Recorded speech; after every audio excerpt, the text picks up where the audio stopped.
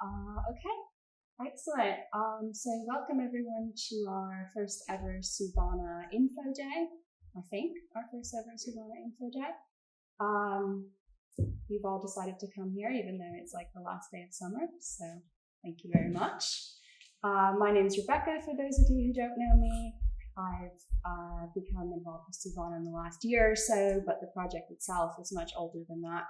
And so we've got a bunch of us here that we consider the Suvana team at the moment. We've got Tejaswini, we've got Barry at the back, we've got Dharmachanda, Pinda's like, we've just acquired him today doing the video, thank you Pinda, and Vimaladeepa at the door. And we also have Francis in the back, who's our special guest, and Francis works for the developer town, who we'll talk more about, who we're working with through Suvana. Then there's our agenda for the day. We're on a bit late start, but that's okay. We're pretty relaxed today. Tejaswini is going to be talking about what co-housing is, as well as our particular vision for co-housing. We're going to talk about the relationship with town, the developer. We'll have our customary Sri Ratna tea break. And then I'll talk about Doorstep, and then Vimaladeepa is going to talk about property prices and next steps. All right, I'll hand over to Tejaswini then. Thank you, Rebecca.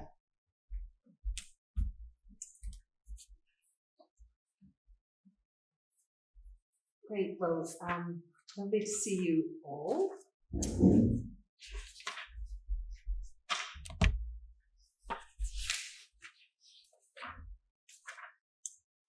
Yeah, so I'm just going to give a bit of a history of Suvana co-housing and talk a little bit about co-housing in general and what it is. So as Rebecca mentioned, the group has been around for a few years. We had our first meeting, I think, in 2018. And we've been meeting fairly regularly since then, and we became incorporated in 2019, so we were a limited company from then. We got a bank account. We had a grant from Cambridge City Council to help us sort of set up all the initial things, which was very helpful. And so initially we were inspired by Marmalade Lane. We knew quite a few people who were involved with the Marmalade Lane project, and I'll talk about that in a minute. So that's a co-housing development that is on the north side of Cambridge. So there you have all your own space, and you have a common house and lots of shared space as well. So we thought, well, how great to do this, but do it for people who are in the Sangha, and create our own community, a co-housing community, but with Buddhist values. And then also we wanted to sort of offer accommodation for Sri Ratna retirees. So there was somebody like Ratnashuri. So Ratnashuri she's no longer with us, but she was an order member, a bit older than many people, who got involved in Norwich and then helped found Tara Loka Retreat Centre in Shropshire. And she lived there for the rest of her life. She was a great inspiration, really dynamic woman. But when she got quite elderly, she wanted to live on her own. It was too much for her living in a community. And she was fortunate enough, it wasn't even that long ago, and maybe it was because it was Shropshire, but she was able to get a council flat in a block with another friend of hers who lived in the same block. And that's where she lived. But we're all aware the situation is very different these days. People who've lived in communities and then want to live on their own don't always find it easy to find accommodation. There aren't the council house flats available now that there used to be. And it just seemed like to honour the people who've given years and years and years of their lives to building the movement, founding retreat centres, working at Buddhist centres. The fair thing to do would be to be able to start offering some accommodation for them. So if we at Suvana could offer just 3 or 4 apartments for Triratna retirees. And then that could be duplicated in other centres. If other places took inspiration from what we're doing in Cambridge and set up their own co-housing project, it would quickly multiply.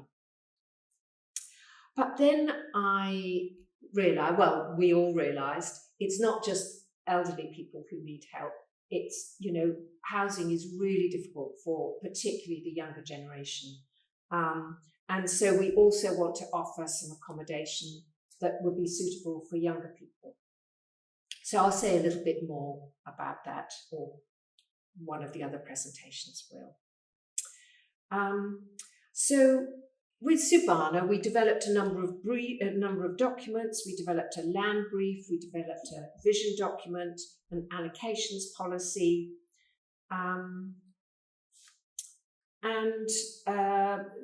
we've revisited 1 or 2 of those and probably need to revisit them again. But it was all the work that went in. We went down a number of sort of false routes. We looked at a lot of sites. We explored having affordable housing with a registered provider of housing, like a housing association. We've looked into a lot of different aspects, and you'll hear this afternoon the sort of thing that we've ended up with. But in our vision document, there were certain features of that we really wanted. We wanted to be a sustainable fabric to the buildings, with reduced energy use, reduced car use, and a design to increase contact and bumping into people so that it would really help the sense of Sangha, and just make it easy for us to live ethically, guided by Buddhist principles. But having said that, we are inspired by Buddhist values. We're not exclusively Buddhist, and I think that's really important, because there may well be couples who want to come and live at Suvana, and one of them was Buddhist and one of them isn't, or there might be somebody who feels that they're a Buddhist now, buy in, and then they discover that they're not Buddhist. You just can't legislate and have everybody Buddhist in a place where you sort of own your own accommodation. So we wanted to sort of start off with the values of being very inclusive and broad-based, but guided by Buddhist values. And, we hope we'd make everybody welcome who felt that they could accord with that and wanted to come and live at Suvana. So a little bit about some features of co-housing. So you have your own private home, so that might be an apartment and it might be a house. And then you'd also have a common house. And the common house would sort of supplement a lot of what people might normally have in their own houses, but not use very much. So it has guest rooms, so that you don't have to have a spare room for when guests come. You can use one of the guest rooms and book that out. It has a shared laundry, so that you don't have to have your own washing machine. You have just a few washing machines for a number of households, and that covers it really. We don't need that space taken up in our own kitchen or utility room or whatever. We have a shared workshop, so that you don't need 42 hammers and drills and all the rest of it. And shared outdoor space as well. And then there's there's rooms that you can mingle in, so a large kitchen and dining room, lounge, so that you can have shared space. And we've also talked about having a shrine room. So the homes are smaller than normal because the common house supplements what we need.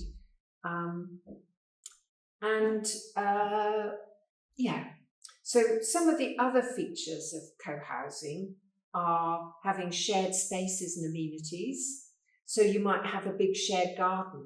So you have a much smaller personal garden or a balcony or just a little outdoor space, but a big shared outdoor space. So it just makes it much more sociable. You don't have to have big high garden fences. It's a much more, the fabric of it is built to be friends with your neighbours, really. So some of the other features of co-housing are you have collaborative design. So we help design and decide on what we want in our shared spaces. And we work with the designers to do that. And we also manage the space ourselves. So a big development, like say 30 or 35 houses and flats, needs a management organisation. And most flats have a management company that they pay. But part of the idea of co-housing is that we run it ourselves. So you have, we'll have to have, I think all of us will need to be prepared and be willing to give a number of hours a week to help make this happen, whether it's through cleaning or doing accounts or finances or cooking or looking after the grounds or doing admin, looking after fast safety, insurance, all these different things. There's quite a lot involved in running something like that. So we all put in time for that. And we want to make it sustainable, as I mentioned before. So for the people who live at Suvana, it's about taking control of our space and being able to interact and really create Sangha, create community there, build community and have sort of Buddhist values running through it. So when we set it up, we sort of decided on this wording of having co-creators, because that sort of encapsulated the idea that we would all create this project together. So although we have our team that meets regularly and takes responsibility, we're very open to other people joining us. It doesn't, it's a very flexible, open organisation. And to become a co-creator, that isn't a commitment that you make. You're just saying, I'm interested, keep me informed. You're not signing on the line at this point to say you are going to buy there. It's a way of being better informed, getting more information coming to you, and getting to know the other people who we're sort of creating this project with.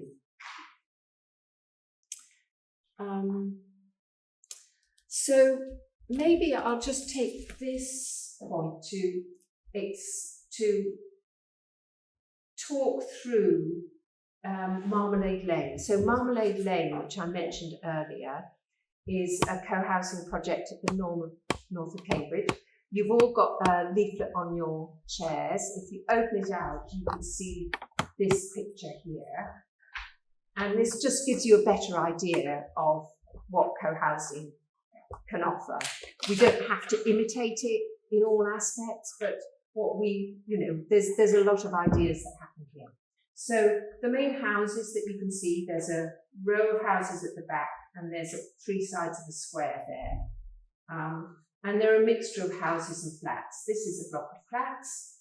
There's 1 or 2 flats dotted around, and the rest are houses. And then this area here, number 4 and 13 and 2, that's the common house. So in the common house, we've got a kitchen, a dining room, a lounge space, 3 guest rooms, a workspace. There's also this block down here where there's a gym and a workshop.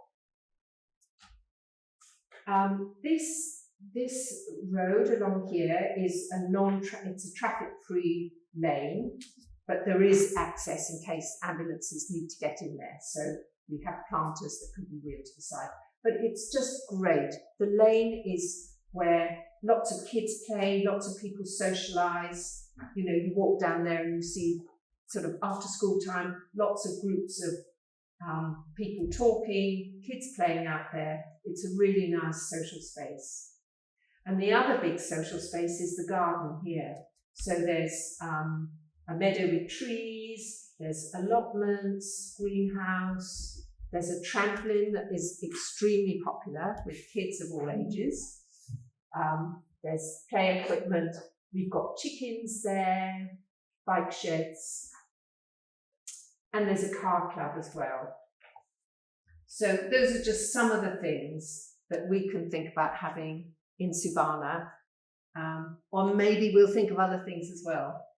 Well, I mentioned the shrine room. You know, I'm sure lots of us would like to meditate together, or use it for other things. So, yeah, it's up to us what we want in the common house and the shared areas. But obviously there are financial restraints. You know, it'd be lovely to have everything we could wish for, but we live in the real world. Oh yeah, one thing is the cars are, we really encourage people to reduce their car use. So there's a car park at the side, and this area here was car park as well. But we managed to reduce the car use enough by having a car club that this can now be used for the chickens and as a play area. So that would be really nice to be able to do a similar thing at Suvana. So that is a sort of brief history of how we got to where we are now. And then in April, we were offered the possibility of a site at Northstowe. So from that point, I will hand over to Barry, who will take us a bit further. But before we do that, are there any questions about anything that I've said so far? I mean, it varies a lot. Some people put in a lot of time, probably 8 or 10 hours, and other people maybe just put in 2 or 3. Would you then like outsourcing these roles, or are you trained people to do them? Right. So the question is, what would we do if we don't have people with skills to do some of the jobs that we need? Well, I think we just have to decide between us at that point. I guess we'd outsource it, but maybe also look for somebody to train up in those areas if that was possible. Okay. Right. Anything else before we move on to Barry? Okay.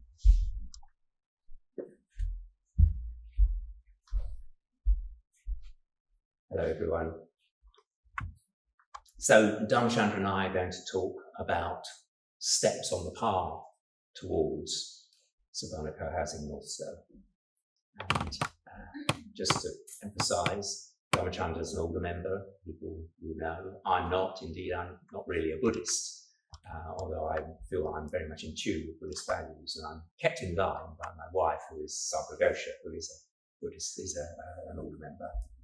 So you've heard a bit of taster about the history of Suvana and about how we've looked around at the different possibilities over the years. And then we got some good news. Dharmachandra, tell us the good news.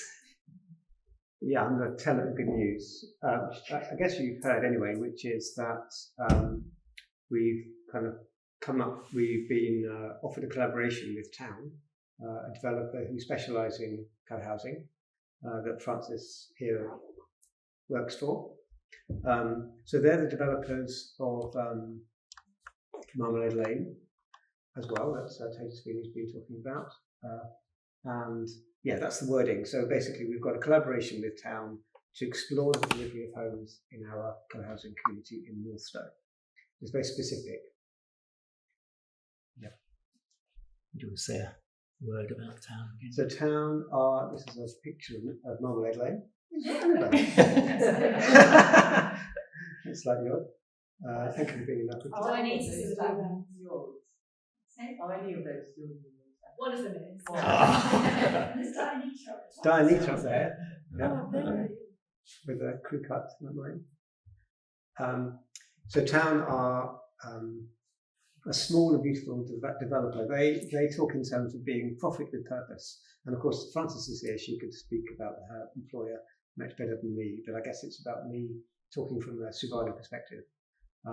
I heard about Town a long time ago when on Twitter, just noticing Johnny Anstead of Town talking about housing developments in a way that really sounded good.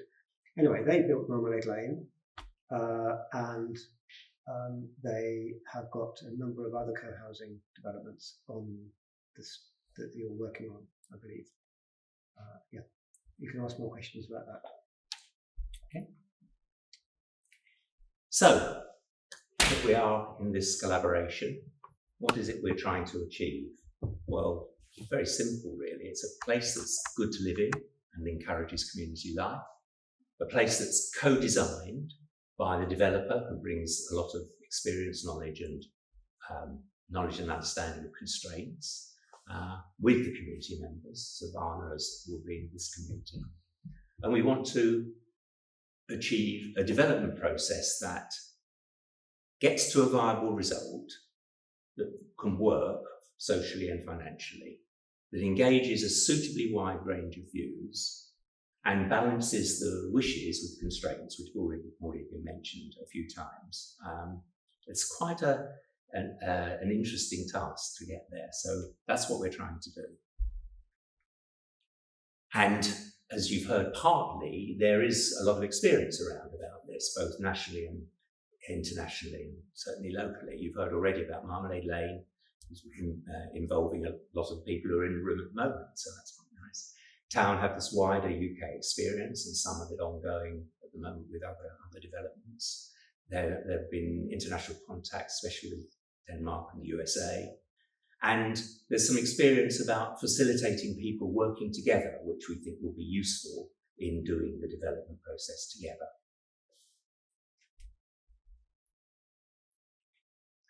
So this is a rapid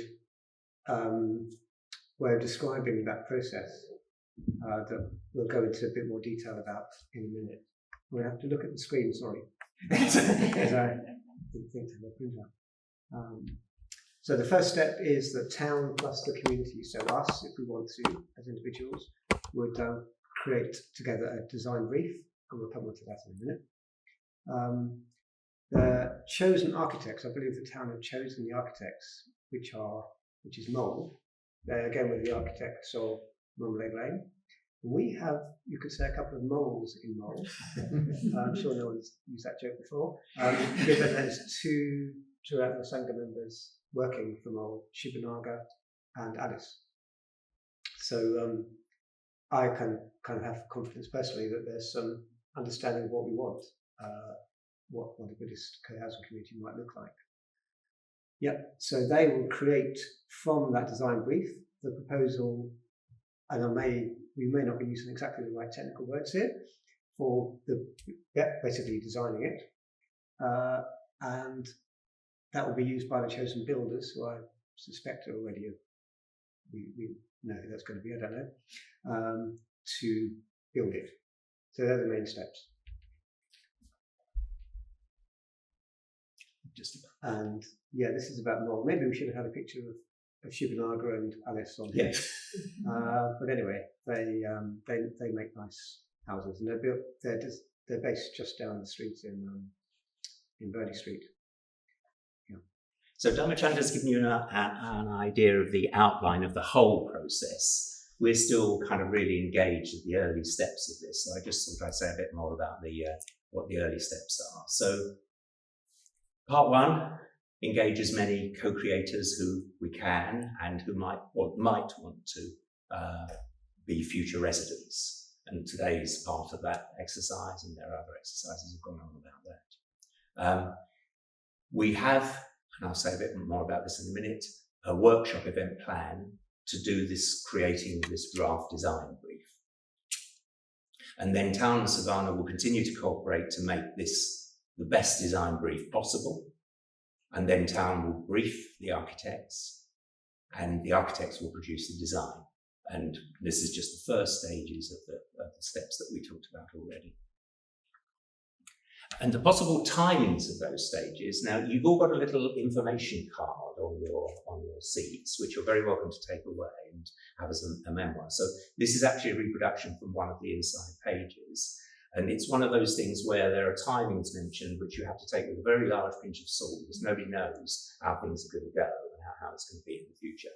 But just so you don't think it's going to happen tomorrow, the co-design is taking place in autumn 2024 and spring 2025, aiming towards a planning application, and there are technical terms about what kind of planning application that is, but there's a planning application that has to be submitted sometime, we hope, around spring 2025, which could lead, if all goes well, to a construction stage starting in autumn 2025.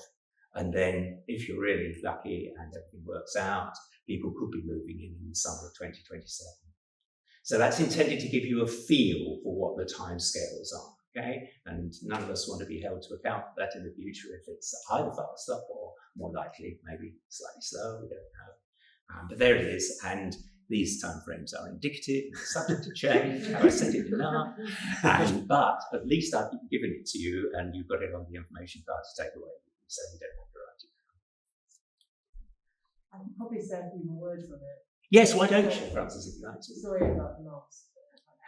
Do you want to come to the front, or are you happy sitting there, I'm Francis? happy to do that. Okay. It was just to, I suppose, just some context. So, town was set up in 2014, and 3 months later bid to work on what was then the K1 co-housing project.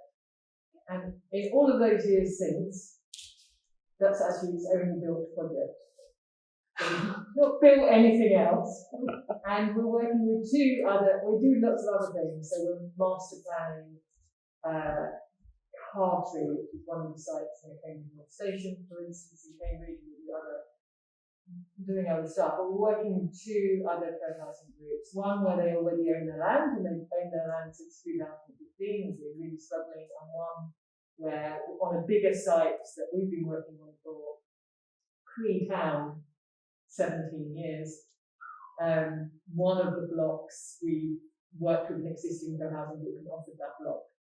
So, and that's just to give you a little bit of context. I naively, when I moved from the charity sector to working with a developer, thought that this was the route to co-housing, that things would start to happen. And 5 years later, actually, I have a sense that they might be starting to happen, but it's taken 5 years. So I also want to I'm giving you that to put it in context. Co-housing is still really rare in the UK. There are only 11 new build co-housing communities, and that's happened in 20 years. So actually only just over 300 households, co-housing households in the new build context exist. So it's really rare still. And this is a really significant project because Northstowe is owned by Homes England, who have lots of land, and they're giving this a try. So this is really quite a significant moment in time. And town, 2 days before the election, signed a contract with Homes England, which as an exchange contract on the land. That contract is very, very conditional, as is always the case with developers acquiring land, or typically the case. And so there are quite a lot of constraints in them. One of them is the speed by which we get to planning. So we have to submit a planning application by a certain date, or we breach one of the planning conditions as well. So I'm giving you that context so you understand that we have to get going quite quickly and work in a collaborative way and get to that planning application point.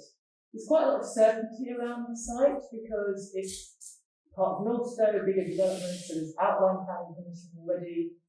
There's a very, very detailed design code, so we kind of know what the planners are looking for. That acts as a constraint, of course, on the design. But we also know already where the problem areas are going to be. So that's all actually quite helpful. And I just wanted to put that timeline a little bit more in practice. Once you put the planning application in, we're then not in control of the process. So this is quite an optimistic timeline, I would say. And the biggest thing is how long does the application sit with the planners? Because I think our assumption is it will be quite quick, but it's not always the case. And then so summer 2027, that's with the same wind behind us. It could be a little bit longer. Sorry, it took quite a long time. No, that was really helpful. Thank you very much. It's really helpful. And I mean, I think I'd add on the end of that although you were quite self-deprecatory at the beginning, saying, well, there's not much of a, 11's a big number, and you do have that, your international contacts and those kinds of things. And then the other thing I'd say is that something that my wife and I often say to each other is that, we're putting some effort into this. We would like to make it happen. Yeah. One thing that will make it not happen is if we don't make the effort. Yes. So we're actually interested, and the co-creators have been good over the years at sticking with it and trying to get there. And this looks like a good opportunity. So we'd invite you to join us. Can I add Yes, into it as please. well? So, I mean, what I'm hearing from what you're saying, what I already knew, Francis, is this is a radical idea. Maybe you wouldn't use those terms in town officially. This is a radical idea, and I'm only interested, I imagine other people are only interested in this because it is radical. Co-housing is radical. People living together, sharing resources is a radical idea. It's not the norm, is it? To make it based on Buddhist values is incredibly radical. And again, I wouldn't be interested if it wasn't for that. And I imagine I share that with others. And as Barry says, this is not going to happen, because we've been involved in this 6 years since Tage Steele had the idea. Well before we'd heard of town. Well before we were working with town. And we've kept it going because we believe in the vision, even though there's no land, and it's about the worst place in the country to build co-housing, maybe in the world, because of the planning constraints here and the conservative nature of the political environment. So it's not going to happen unless we work towards it. We could easily do something else. We could easily put our time into something else as individuals. We all are, of course. But it's only by working together to see if we can make this a reality that it's going to have any chance of happening. Which is exciting and scary. It's risky. It may not happen. But if it does, wow, what an incredible thing we have started. Completely unique and hopefully wonderful place to live with friends, with people who are friendly, even if they're not our friends. That we do together and create together, custom built for us, with us managing it. Anyway, it's a little bit of opinion and this emotion coming out there. But I just think we don't. Hopefully the first of others. So again? Hopefully the first of others. Yeah, first of all, yeah, exactly.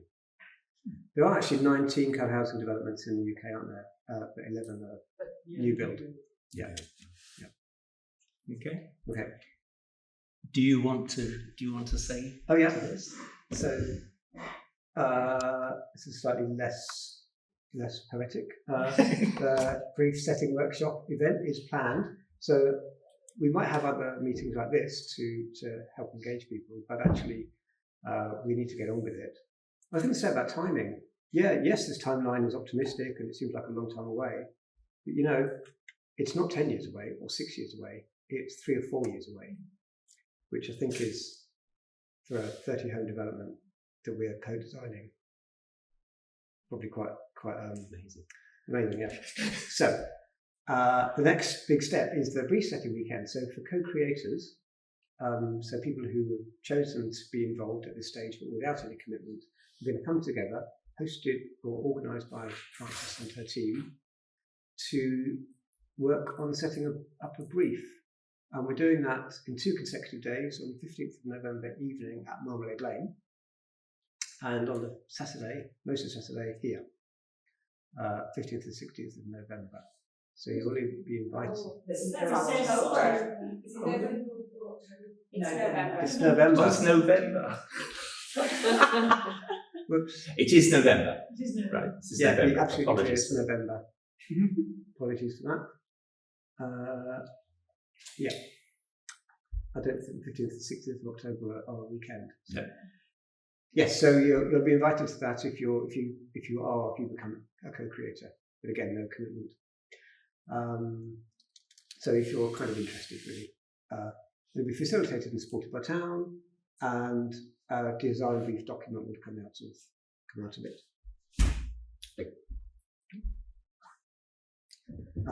Is it? Can I just add a little bit to that? Yes, please. Of course. So just to say, you mentioned the sort of international context around co-housing that exists, particularly across the Northern Hemisphere. The sort of co-housing guru, written many books, is Charles Durrett, although I think his wife probably had, or ex-wife had a very significant role. And we in town are going to try and draw on his methodology for working with groups to develop a brief. We've not done that before. But we would have tested it before it's yours. We're hoping working different group. And in the context of the amount of effort that Suvana has already put in, we're moving from Charles Durrett's probably 6 days into what we were trying to do in 2 days into a day and an evening in Suvana. So it's going to be lightning fast. The focus is on getting a sort of consensus around the shared spaces internally and externally, and on prioritising those. And so that's really the output. It'll be supported by information you gather as a group from a survey around individual house types. But we're very focused in that session around those shared spaces, because that's really where co-housing comes to life. And the other aspect of this is, and perhaps your slides slightly de-emphasise this, but that is just the starting point. That's done internally, and then that informs the work that the architects will do with the group. So there are then some workshops. Many of them will be online, just recognising that's easier for people and not everybody lives in Cambridge, so many will be online and that will sort of accompany the architects through their design process. Great. So this is not the be all and end all, it's just the starting point for the journey. And I don't know the interval that we'll be working with Marlon, but it will probably be once a month or once every 3 weeks to unpack the design together. And there may be some in-person ones as well. Thank you. That's very, very helpful and very exciting. I think actually that some of us wondered about how much the cooperation would be ongoing. I mean, we thought it probably would, but that's and there's probably one other context, which is town is also recruiting a co-housing group, multi-generational, not with its values, alongside this, and we're anticipating that therefore we're going to end up with 2 co-housing groups that are next to each other, which actually is quite an exciting prospect, complex, so it's really to with my mind slightly, and therefore some of the co-design process might actually bring the 2 groups together. But there's an opportunity to really think about, well, not only what do I need individually and what can I share, but also for 2 co-housing groups to begin to think about, well, what do we absolutely need in our community, but what could we share with the neighbouring community? So I think it's a really interesting context. And this is a site which has permission for 131 homes, and therefore there are 2 other blocks still to build that at the moment are just in there for market sale and affordable rent. And there's also some thinking about actually what is the relationship with those blocks as well. So there's some complexity to it, but it's also really exciting opportunity there. I think at the moment our working assumption is that, but they're complex, so it's not fixed. So our sort of working assumption is 40 per block, so 40 in each of the co-housing communities. Dwellings could change, not fixed. The site is quite flexible in some places and not in others. So if you imagine it's a long, thin site and 3 relatively tiny roads that need to go. We're going to go into that. Yeah, we'll say more about Doorstep itself or Rebecca next. Any more questions about the partnership? There's 2 projects for housing being built next to each other. Do you think the country is ready for co-housing? Let's find out. That's part of it, is, you know, I think part of why having your contributions to this co-creating, you know, this workshop and brief set is really important, is because there isn't like a preset blueprint for all of this. It's not that it's all been done and all the problems have been solved. Like, our input really matters here. You know, this is what's going to shape how this community is going to function, how it's going to be. You know, this is part of us forming as a community, coming together and actually kind of saying, actually, what do we need? What do we want this to look like? How do we want to be interacting with each other in a space of this kind? You know, how do we do that well? And I feel really excited by the resetting workshop and the, you know, the next stages in this journey, because it's, as you say, you know, it's not like you come on, let's got it right. You know, it's like, it's not all done. It's we are creating it. We are setting how we want to live as a collective, as a group, as a community. And I think that's really exciting. Brilliant. Yeah. How are we doing for timing? We're doing well. Okay. Yeah. Any more questions? Any questions? questions on this tonight? There'll be other chances to ask questions Yes, later, after, but 2 more presentations after 2. okay. And also these cards, which we're very excited about, we've got lots of them, and the idea is if you have friends who you think might be interested in Suvana, you can take as many of these as you want and hand them to your friends, and they're kind of strewn about the place. Yeah. Okay, Great. thank you. We're going for tea, and then we'll come back to talk about Doorstep. Do we have everyone? Yes, we've lost a couple. We lost a couple. So yeah, just coming in. So Dylan's right here. Over there. Thank you.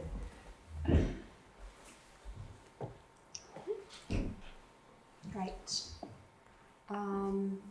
Is video stuff, is that rolling? That's rolling. Excellent. Welcome, Sudipta. Thank you. Ray has left and Sudipta has come, so there is balance in the world. Anyway, I'm going to talk to you guys about Northstowe, which is the location of the proposed site where we'd like to build Suvana. A little bit of history about Northstowe is it used to be an RAF airfield, Oakington Airfield. It was then used for other purposes for a while, and in 2008, I think, if I remember from the Googling I did this morning, it was handed over to what is now Homes England, which, Homes England does what it says on the tin. It's a government body that is responsible for housing in England. So they own much, if not all, of Northstowe, and they've cleared that site and they've started building on it with the vision to create a completely new town from scratch. So what is their vision for this new town? It's a town of about 10,000 homes for about 25,000 people. Of course, all of those people need amenities, so there's a plan for a new town center, for 2 local centers that are for the people who are a bit further away from the main town center. Of course, schools, across the whole spectrum of ages, and medical facilities. And then something that's quite nice about Northstowe is this idea that it should be a place that's integrated with nature and healthy for both the people living there and also for the other little creatures and beings. So there's lots of green corridors planned in. It's planned for pedestrians and cyclists to be able to move around freely. And something that I've noticed when I visited Northstowe was nice cycle lanes. And where is Northstowe? So unfortunately, having a co-housing community directly in Cambridge is a bit more than we can all afford. So we're looking at something that's a bit further outside, and yet at the same time, it's quite important for us to be able to get into Cambridge, to see our friends here, to go to the Buddhist Center, do whatever else we want to do. And so being in a place that has good transport links is quite important. So it's quite difficult to get a good map, but I've done my best. So this is Cambridge down here. And if we move up north and slightly west, we have the existing villages of Longstanton and Oakington. And those already have bus connections. So there's a park and ride in Longstanton and also a bus stop in Oakington. And there are 2 different buses that go up there. There might even be a 3rd one that goes through Bar Hill, I'm not quite sure. And just to give you guys an idea of if today you wanted to go to Longstanton or Oakington, how long would it take you by bus? So Oakington is the closer one, and that's about half an hour from the Cambridge Central Drummers Street bus station. It's about 13 minutes from Cambridge North Station and about 35 minutes from the Cambridge Central train station. And then if you take the bus up there to Oakington and then you want to walk to the site, that will take you 30 minutes. Now that sounds kind of long, and one of the reasons it's so long is because a lot of North Stowe is still not built. So the roads, the pathways that you need to get there, you have to go a bit around. Then there's also the Longstanton Park and Ride, and if you'd rather go to St. Ives than to Cambridge, you can get to St. Ives Park and Ride in about 12 minutes from Longstanton. So that's the connection in the other direction. Now, that's kind of talking about the existing connections, but of course, North Stowe. So North Stowe is kind of around here. If you look at it on a map, it's labeled as up here, but that's because North Stowe is much bigger than Longstanton and Oakington. So North Stowe is supposed to span this whole area, and the part of North Stowe that already exists happens to be up here. Our site, however, and we'll see that on maps in a bit, is more like down here. It will be very close to the town center, and therefore there's also a bus stop that's planned close to the site. So if things progress the way they're expected to progress at this point, there will be a bus stop, 10-minute walk from the site, and from the times you can see, roughly how long that would take you to get into Cambridge. Okay. We'll move on. So I showed you the vision for North Stowe. How does Homes England plan to get to that vision? Well, they've got 4 phases laid out.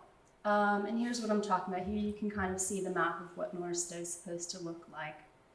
Now, what someone's really nicely done with this image is they've taken a Google Maps image and they've filled in what they expect North Stowe will look like. So if you go on Google Maps now and you say, it doesn't look like that, a lot of it's empty space, that's why. This is not an image yet. So what does exist is phase 1, which is the yellow circled bit up here. That's 1,400 homes, and people started moving into phase 1 homes in 2017. The next phase, which has begun already, is phase 2. That's this bit right here. And that is going to be the town center, the civic hub, which the civic hub is like medical facilities and some other stuff that I don't remember, and an education campus, and also the Suvana site. Yay! So yeah, we're part of phase 2, which is very exciting. And then phase 3 is a lot more homes, 2 more schools, a local center, and some development of the open space. And then phase 3B is kind of this little bit up here, 1,000 more homes. So, and I mentioned in the previous slide Longstanton, Oakington. So Longstanton is kind of right here. and Oakington is down here. And the people who live in this part of North Stowe, some of them may very well be making use of the proximity to Longstanton, making use of the facilities there. Yeah. So what exists in North Stowe now? This is just expanding a bit. As I said, 1,400 homes, 3 schools are open. This is one of them.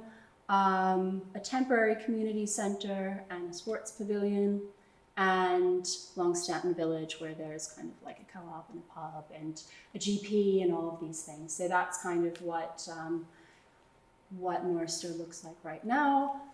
There's this very interesting looking development, which I quite like. There's a lot of other housing developments which don't look quite as cool. And there's like, look at these cycle lanes. Yeah, big cycle lanes. Yeah. And Can I just add something? yeah, that's an important bit of information. So to expand on some of the things that I mentioned, because I mentioned that the site has a good location. This is the site. It's got this little trapezoidal shape, and the plan is for the sports hub to be like right there, which is probably a 5 or 10 minute walk, and the education campus, so several different schools to be there, civic hub to be right there, and then the town center to be close to the site.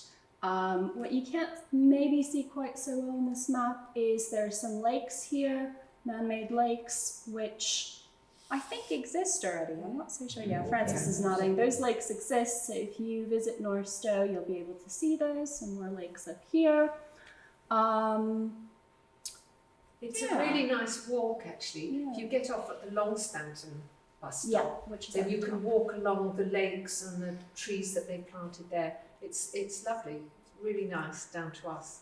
Well, you can't quite get through to our site at the moment, but yeah, you get a good sense of what its potential is. great. Yeah, and you can see there's a very clear kind of boundary here, and what that is that's the guided busway. And at the moment, the lake isn't fully developed, like it will change shape and get bigger and be managed, and the route to the site from the guided busway isn't open yet. Yeah. Seems to go a bit Yeah, further. so there is, I guess there's a plan to be able to get, from the guided busway kind of like over, but that's not really possible yet. Is that what you're saying? Is that the existing education campus? Yeah. Yes, that's That's already there. Yeah, so I've got to show it. Yeah, Yeah, I it's- think the image I showed in the last slide of the school might be there. Great, yeah. And at Town Centre, obviously we're all very keen for it to actually materialize. And obviously I can't guarantee how quickly that will happen, but there is now a collaboration agreement between Homes England and a developer called Capital and Centric to develop that town centre. And we also do get a lot of questions about the medical facilities. So it's worth noting that if you go on the North Stowe website, they'll tell you this. They'll tell you that a total of 1,700 square meters have been allocated for health purposes, which apparently is a lot. I don't know. It's a number to me. That's all it is. Yeah. Currently, there's no health service in North Stowe. They're happy to use Willingham, Longstanton, Swavely, Yeah. GP surgery, which is a big issue. But Yeah. having said that, the latest news out of Longstanton and Willingham is that they've actually increased their capacity massively to account for this. I think they're actually the ones that bid to go into them. Great. So it's new well. Yeah, it's William's kind of the other side. If you see the Longstanton Open are, you then got North Stowe, William's on the side of it. Like up the here? North Stowe was actually Willingham or Longstanton, I hope it's going to fit. Flattening events from there. I've got a solid pitch now. Yeah, it's just on the side of North Stowe. Nice.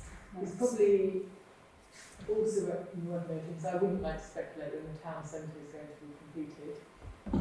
And that's a question to be teased out over time. but there is a commitment to do some what's called meanwhile use.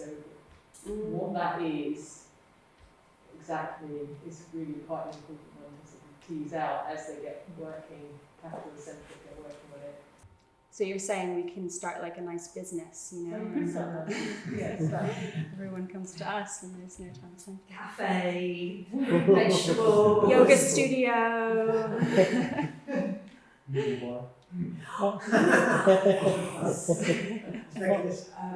Farmers market. shared working, co-working space.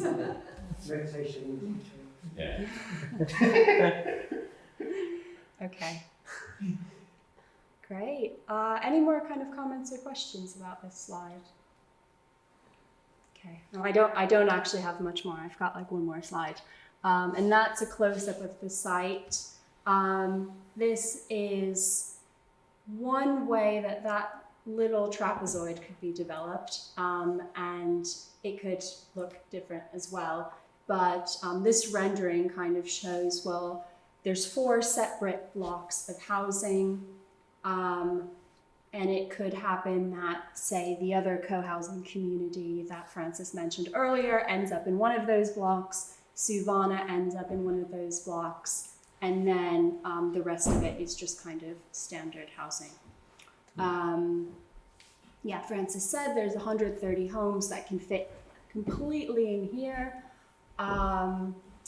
And she mentioned, or someone mentioned, the greenway. So that's kind of shown in this rendering. And if you do a site visit, you'll see that greenway is, yeah, it's there. There's a little path. There's some play areas, some mounds.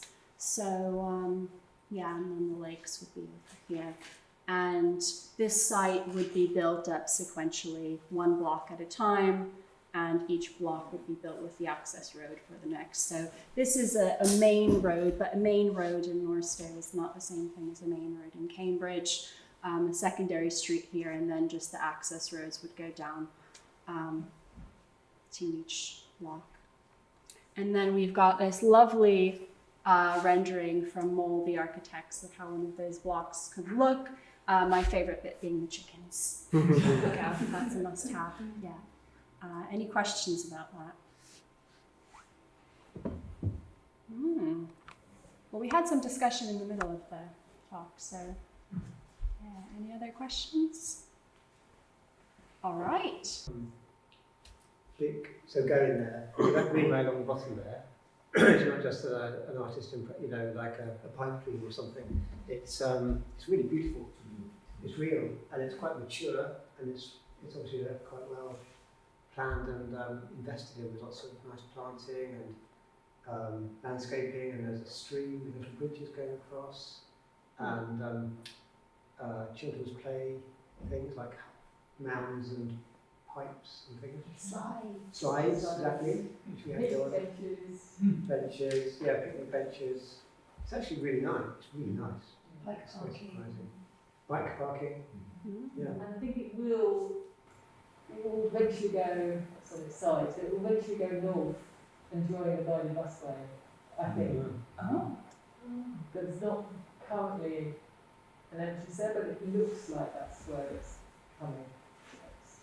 Because it's going to have to be some more connectivity with the guided busway. It looks like it might be there. Because these green ways allow also little bits of it, so I can get where I live, I was out to the greenway. You live in North Into North Stowe. It's literally 5 minutes from my house. Yeah. Back in, got to the main road, walking in. And then 10 minutes to the lake. So there's lots of green ways. I work really hard on that. Yeah. Lots of green spaces. You can walk a long way around it there. In the centre of the village. All right. I was just looking at the watch because we made like perfect time. Got the last half hour for the Madiba and Q&A.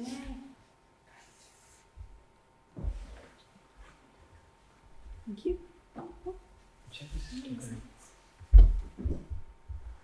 So I've drawn a short straw and I'm going to talk to you about money. Oh, sorry, shall I step this way? Yeah. Yes, so property prices. This is, actually what you all wanted to hear about, and I'm probably not going to answer your questions. So this is the sort of range of property prices that we've been talking about so far for the sorts of places, the sorts of dwellings that are likely to be there. This is a set of example dwelling sizes, example prices. As you can see, there's a nice wide range there. But it's just to give an idea of how much money we're talking about for the different properties.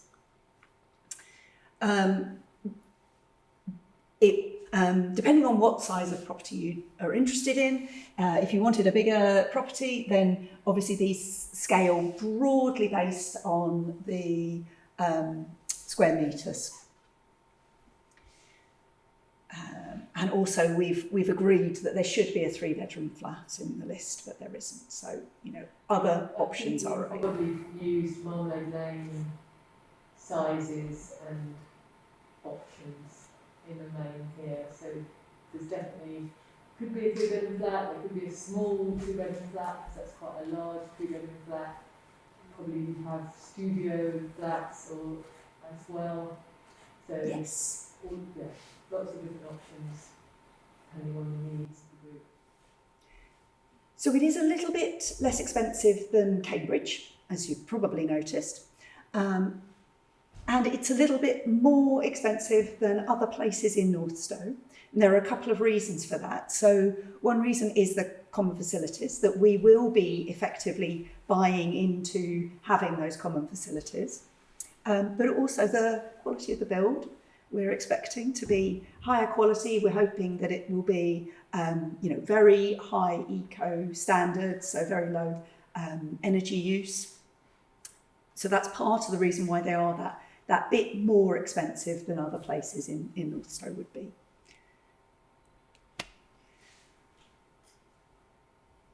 There is a scheme in Northstowe for discounted market sale, which is where the property is sold at 80% of the normal market sale value. And this is a special Northstowe scheme and has some special kind of Northstowe criteria for being eligible for that discounted market sale. So at least one person in the household needs to be a first-time buyer. The total annual household income is no more than £100,000 a year. This home is your only residence. You don't have like 5 other homes somewhere else, and this is like, your 15th residence. And the value of the home is no more than about 310,000. We don't know, depending on market values at the time. Then all these prices could go up as well as down, no, down as well as up. I don't know. Anyway, so this might be a little bit different. So that's around a kind of smaller 2-bedroom flat, a sort of larger 1-bedroom flat sort of size. And the scheme works that you pay 80% of the property value up front, and then when the house is sold, the 20% remaining value is given to the local authority when you sell the property. So you don't see that extra 20%, you buy at 80%, you sell at 80%, but it doesn't stay as an 80% value property. It goes back to being worth 100% of its value, but you don't get that extra. Does that make sense? Any questions on that? So we're wondering whether this is suitable for us. We don't know, how many people might be able to use this affordable housing scheme. Obviously, we'd like as many people as possible to be able to afford to live at Suvana. That's one of our kind of aims, is to make it as affordable, as approachable as possible. This is the scheme that's being offered. But if you're already in a housing scheme that's affordable, and actually that's something that's going to work for you, so shared ownership or any of the many other schemes that are available around affordable, we'd like to hear, we'd like to know what would make it possible. Because what we're mainly aiming for is to have a multi-generational community. And in order to do that, as we've talked about, that needs a bit of facilitation in terms of being able to offer properties that people can afford to be living. So this is one of the schemes. We're also hoping that it might be possible to set up some rental properties. In order to set up rental properties, we would need investment. So whether that's people doing buy-to-let at Suvana, or whether it's through investment, people putting additional money in and paying to be part of a kind of investment scheme, which would set up some rental properties. I don't know. I don't know exactly what we're going to make that look like. We'll need to sort of work out what's possible, work out whether we've got people who are interested in investing. And as Tejasvini said at the very, very start of the meeting, we're hoping that we'll be able to support a few dwellings, 3, 4 dwellings, which would be for people who have given their lives to Triratna, and we'd like to be able to do that as well. And for younger people. And then for younger people, being able to offer some kind of rental, who knows, maybe affordable rental, it'd be lovely to do all of those sorts of things. And an example of sort of the kind of market rents in North Stowe, I only did a very, very quick Google, so don't blame me if the prices are wrong, but, around this sort of 1,400 to 1,600 for a 2-bed flat in North Stowe. So it's sort of that kind of order of magnitude. But again, until we get the investment in, we can't tell exactly what that's going to be looking like. And it needs to be economical for the people who are investing as well as the people who are renting. Any questions on that? Was that clear?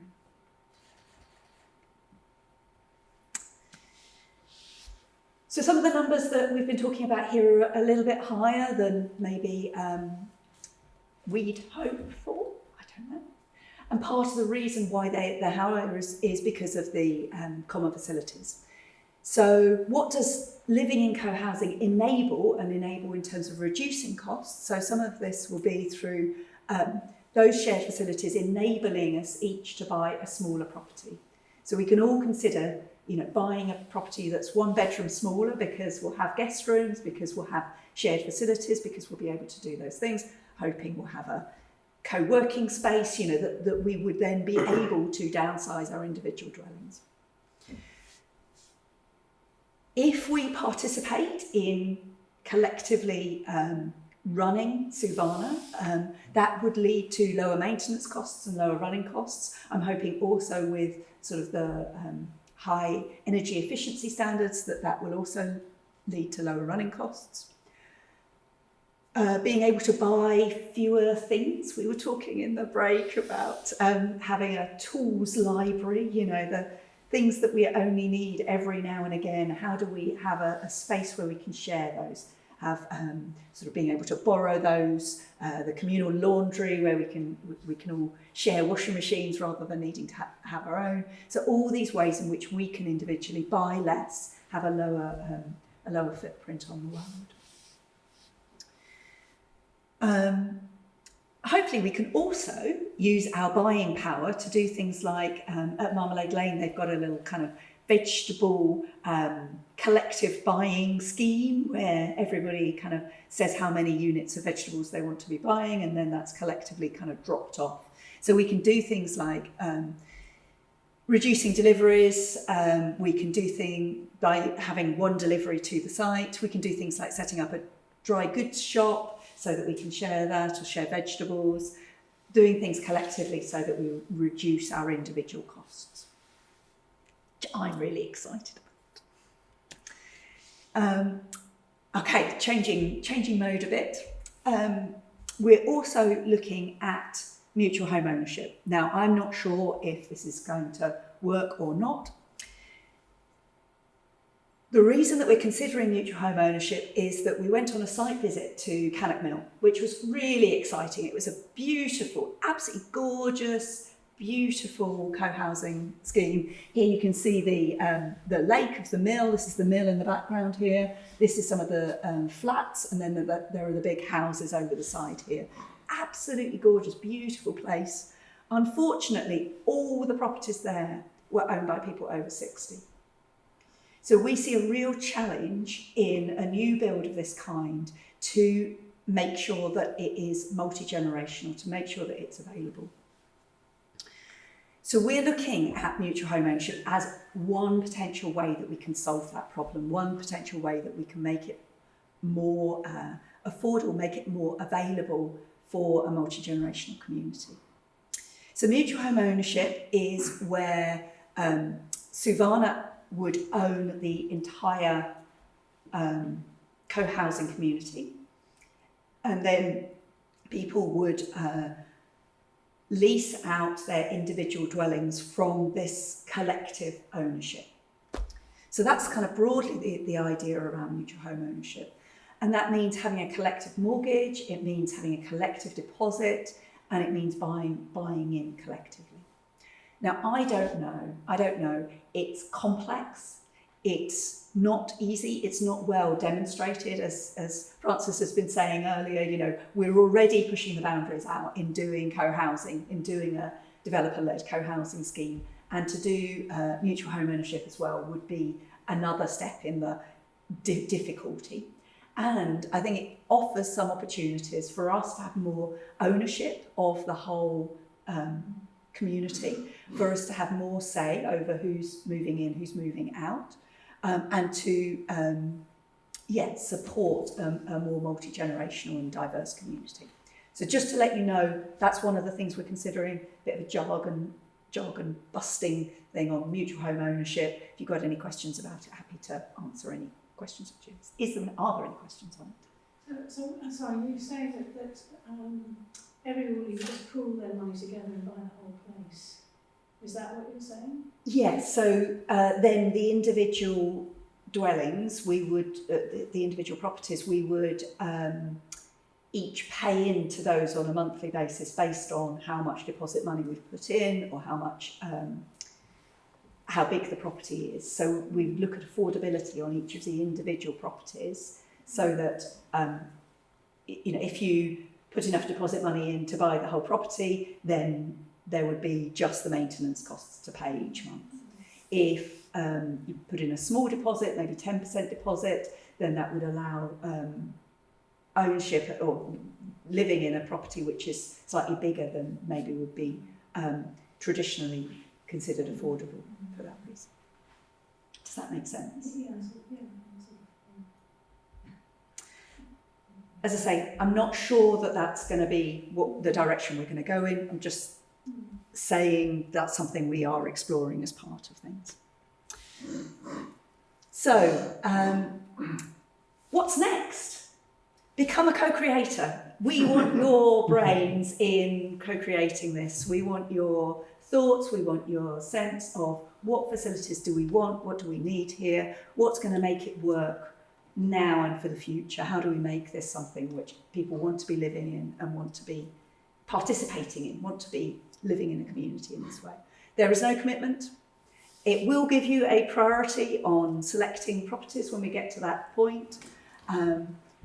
You can get involved in the co-design process. As I say, the more people we can get involved in the co-design process, the better. And we'll also be giving regular updates. I think it's only £20 to become a co-creator. Per household. Per household. It's a bargain. Sign up now. Here's the QR code. Sorted. Also, tell your friends. We want this to be friends living together. So tell your friends, this is us making this together. And if you don't feel ready to sign up as a co-creator just at this very moment, then you can sign up to the newsletter, also available on this QR code, or on the QR code on our lovely little information leaflets. So do use the QR code on there if you can't access this one yet. So that was a very, very rapid run through of things on money. Yeah, there'll be points at which decisions will be being made, and absolutely we need to be very clear about how many people are ready to kind of commit to that moving in. It's great. Any other questions? Yeah, thanks for the presentation. What's the time scale? It's in the little thing that unfolds. We also have it on the slide. Sorry, fast slide. Oh, Yeah, sorry, that one there? I didn't miss that. Yes, no worries. Yeah, you weren't here earlier, that's It's on the fine. information card. Okay. So, we are in this process around the co-design. So we're looking at the design phase. By spring 2025, town will need to be putting in the planning application, and that's pretty constrained about, that's one of the requirements around the site. And then the difficult part of moving between the planning application and actually the construction stage. So hopefully that will start around autumn 2025. And then if that all goes well, that would mean moving in around summer 2027. Thank you. No problems. Anything else in terms of recap from any of the slides? Any other questions? Anything we've not covered?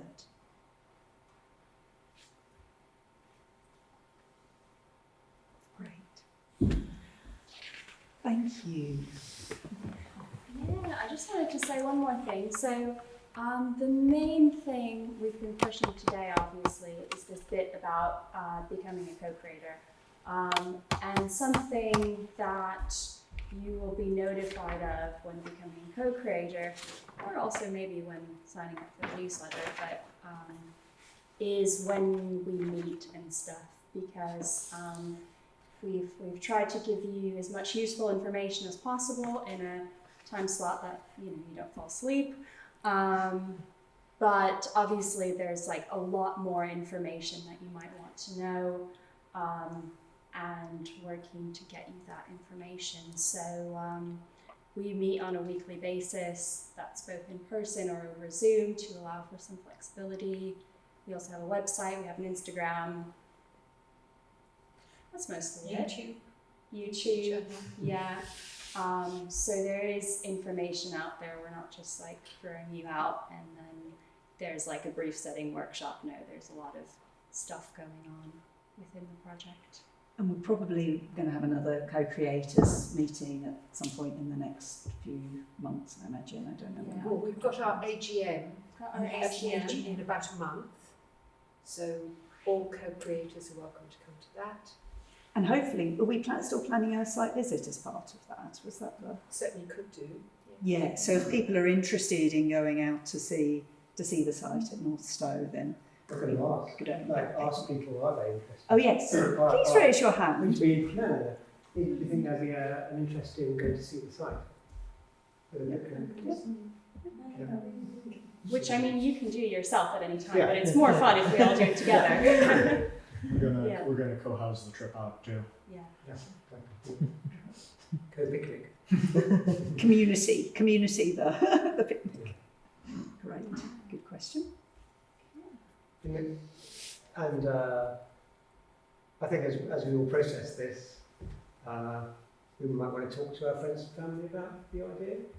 I'm sure we are already to some extent, but I think that's how it would work for me, just to talk about it with others and give them, show them. I knew there was a catch. Take some of these with you to help you communicate. Because as Francis said, we won't be doing this unless there's enough of us. Yes. Take some of these along home with you.